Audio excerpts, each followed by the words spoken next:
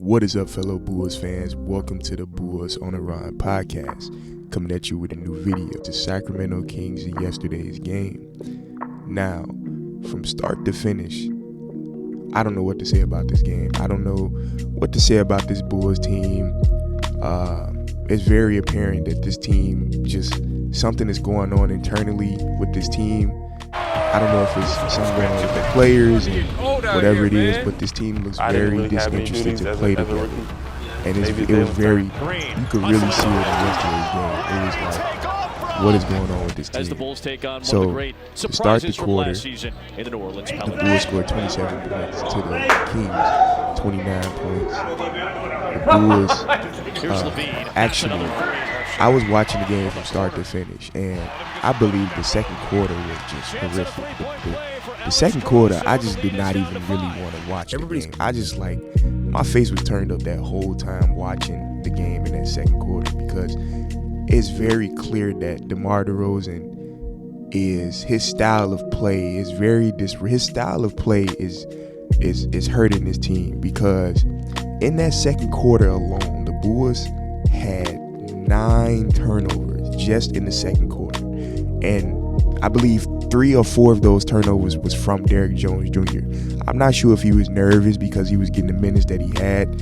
I'm not sure what was going on with Derrick Jones Jr., but those turnovers that we had in that quarter was very, very sad. It showed me that this team did not want to play. It was very clear that this team did not want to play together. They didn't want to play, especially in that second quarter. Now, in halftime, the Bulls was getting blown out.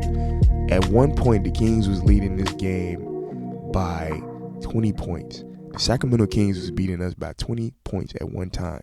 But once the third quarter started, the defensive intensity increased. Once we got out of the halftime break, we actually we cut the lead down substantially, all the way to about 3 points by the end of the third quarter. But then once the fourth quarter came, we actually cut it all the way down to 1 point. We cut it down to 1 point, and we still could not get the lead against this team, against the Sacramento Kings. It's very clear that when the Bulls, another thing I want to talk about from the third quarter is there's a specific lineups that's on the floor that I like to see on the floor a lot from Billy Donovan when he does his rotations.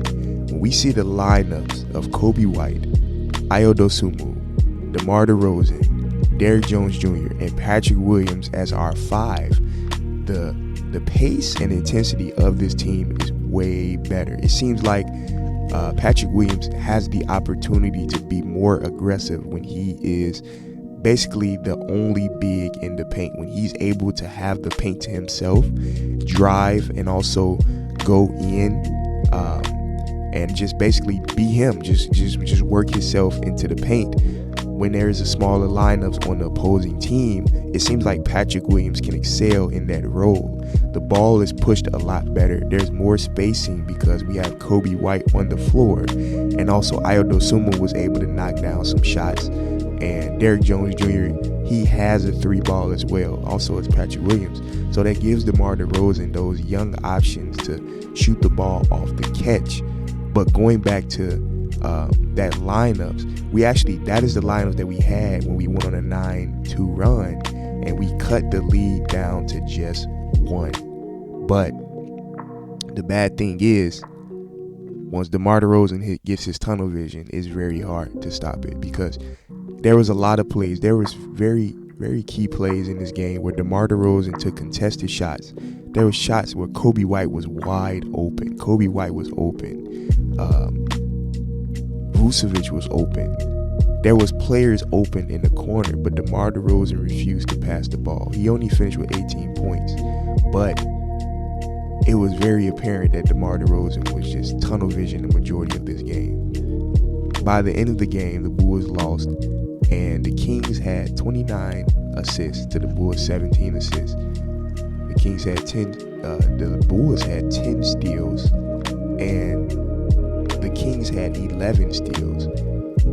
You would think that by the way this game went, you would think that the Bulls actually had more turnovers than the Kings, but the Kings actually had 18 turnovers to the Bulls 17 turnovers. Bulls had 5 blocks. Kings had 3 blocks. Bulls 7 offensive rebounds. Kings 5 offensive rebounds. Kings 40 rebounds and the Bulls 32 rebounds. Also, the field goal, the Bulls actually did not shoot that bad from field goal and with 44, and the Kings with 46. Bulls 36% from the 3, the Kings 30% from the 3. So the Bulls actually had a better shooting game from the 3 against the Kings. But when you watch the game, you could tell that a lot of the threes that the Kings made were very difficult. They had a lot of key baskets going down the stretch. They had a lot of key baskets with this game in general. So it was very apparent that the Bulls did not come to play in this game. Zach Lavine came to play with 41 points, 8 rebounds, 2 assists in 36 minutes. But there was some plays that I was really scratching my head watching this game, because Zach Lavine, he came out, he had one of his, if not his best, actually it was his best game statistically of the season. He had his best game, and his teammates just did not show up. His teammates did not show up. DeMar DeRozan with 18 points. Vucevic with 12 points. Patrick Williams with 10 points. And Alex Caruso did not score at all. And that was the starting 5 for this team. And then from the bench, we didn't have as much production from our bench that we would have liked. The leading scorer coming off the bench was Kobe White, and he only had 16 minutes in this game. I'm not sure what is going on with Billy Donovan and Andre Drummond, but it seems like Andre Drummond's minutes has been cut substantially. We normally see Andre Drummond with about 20 to 25 minutes in a game, and he's that energy player that we have off the bench. But these last couple games, Andre Drummond's production has been low due to him not receiving the same amount of minutes as he normally gets, that he was getting in the beginning of the game. He only had 6 minutes, scored 2 points and 2 rebounds.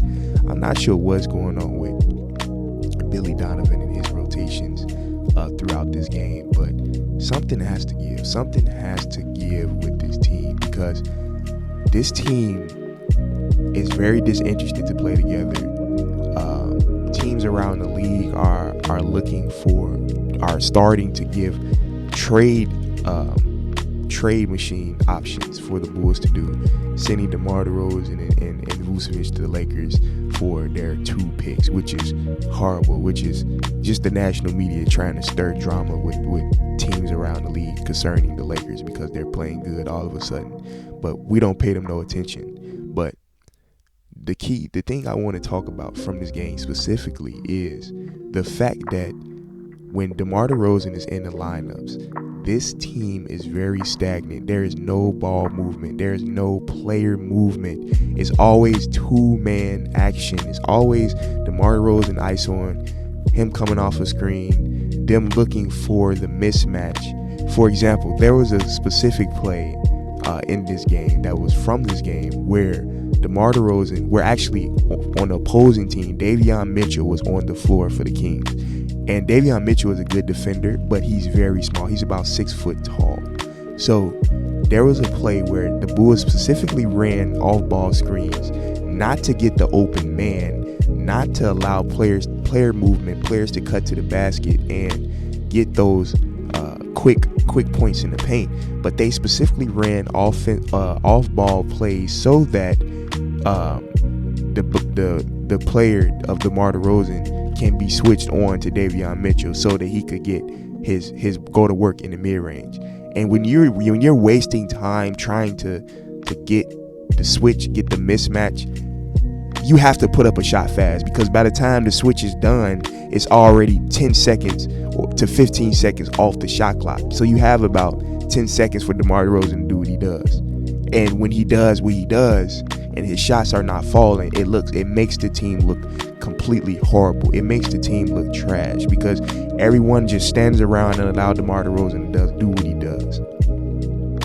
Even though DeMar DeRozan did not play good, even though the Bulls lost this game, what I did like to see from Billy Donovan, the adjustment that he made, was when he noticed that Zach Lavine had it going, he gave Zach Lavine the ball. He allowed Zach Lavine to receive screens, to get plays, to do floppy plays where he comes from the paint, the player sets the screen, he comes all the way around on a pin down and shoots the ball.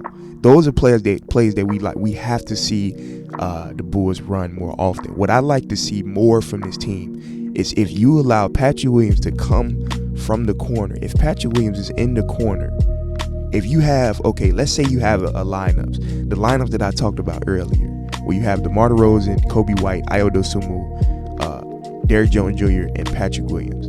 If you run a 5-out lineups where there is Patrick Williams on the left corner, Derrick Jones Jr. on the right corner, and on the two wings you got Ayo and Kobe, and allow DeMar DeRozan to bring the ball up the floor. The perfect play in that scenario, if you know that DeMar DeRozan, if the opposing team knows that DeMar DeRozan is going to ISO, of course they're going to double team him from the mid range. If he draws his man over to the corner where Patrick Williams is, if he dribbles, if he penetrates over to that corner, if they do a switch, allow Ayo Dosunmu to come up to the top of the key, DeMar DeRozan goes to the left wing. If Patrick Williams is in the left wing, if you dribble the ball, when DeMar DeRozan gets to his spot, if that player that's guarding DeMar DeRozan is not a very good defender, the first thing that the team is going to do is allow the double team from the corner to come over and help DeMar DeRozan, to help against DeMar DeRozan. If that happens, Patrick Williams needs to be aggressive. Come from the corner, cut to the basket. DeMar DeRozan, instead of him going to his move, throw the ball to the paint. Or you allow Derrick Jones Jr. to set a floppy screen from that right corner and allow Kobe White to go to the right corner. That way, you got two options. DeMar DeRozan, actually you got three options.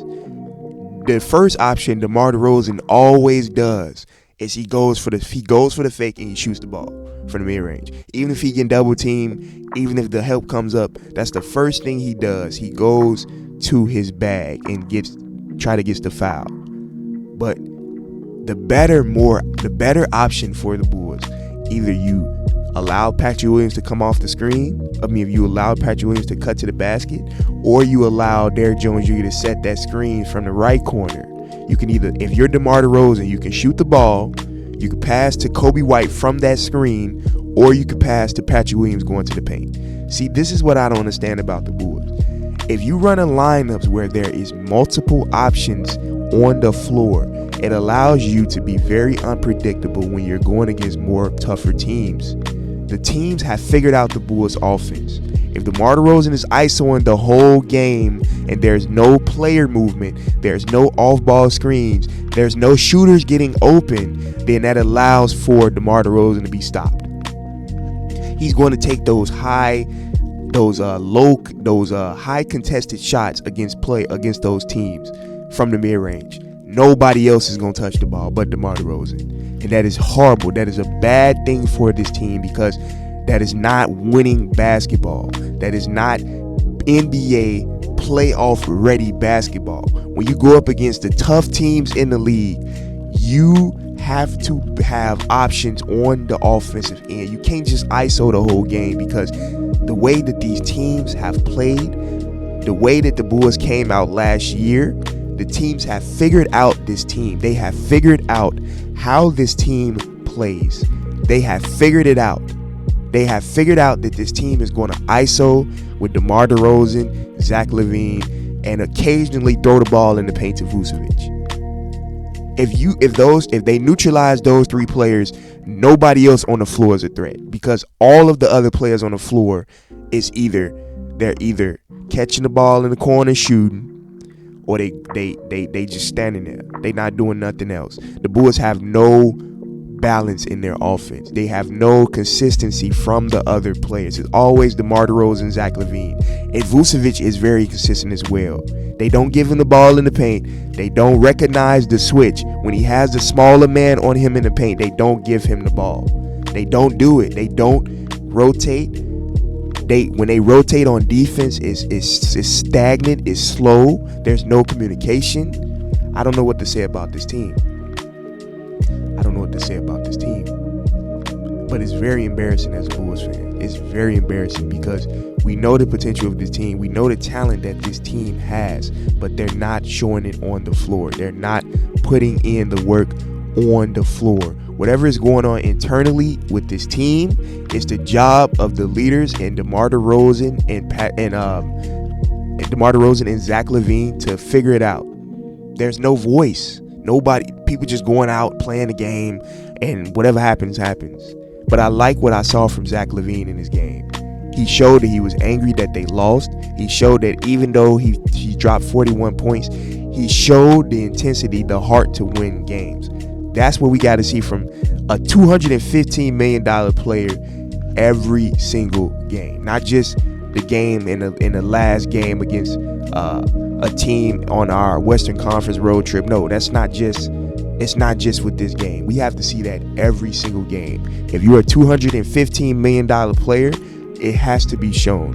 You have to prove your worth from this team. That's pretty much it, y'all. I know that seemed like it was a rant, but I had to get it out. The Bulls drop another game. Bulls drop another game to the Sacramento Kings. 110-101. The Bulls' next game will be Wednesday at home against the Washington Wizards, who also has a better record than the Chicago Bulls right now. So let's see if they can have a bounce back win at their hometown in Chicago against the Washington Wizards. Thank you all for watching. Hope everyone have a good day. Peace.